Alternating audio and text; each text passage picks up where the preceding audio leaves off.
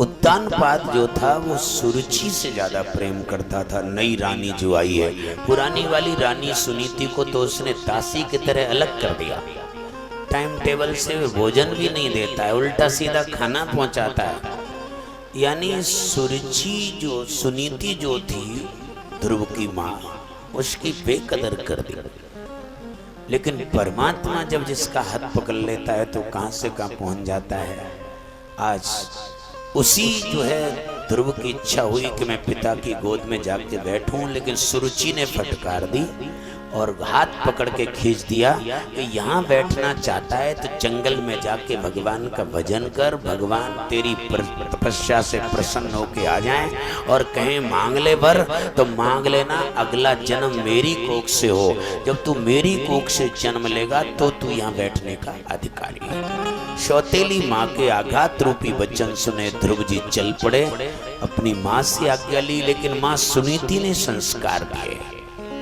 ये भारत देश संस्कार का देश है, पग पग में संस्कार है। सुनीति अपने पुत्र ध्रुव को संस्कार दे रही है, कौशल्या अपने पुत्र राम को संस्कार दे रही है, सुमित्रा अपने पुत्र लखन को संस्कार दे रही है। ये संस्कार का देश है।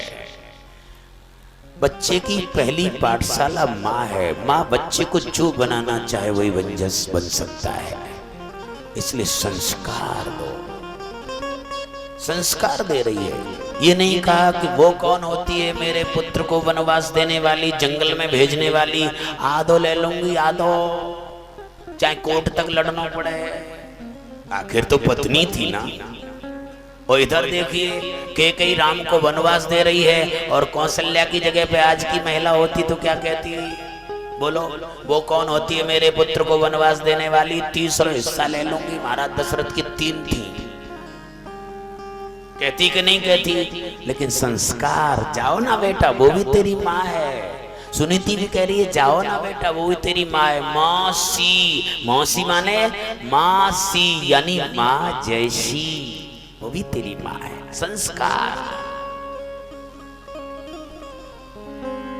5 वर्ष के बालक को सुनीति जंगल में भजन करने के लिए भेज रही है, लेकिन जानती है इसके मन में मौसी के प्रति ईर्षा है, द्वेष है, और ईर्षा भक्ति में बाधक है।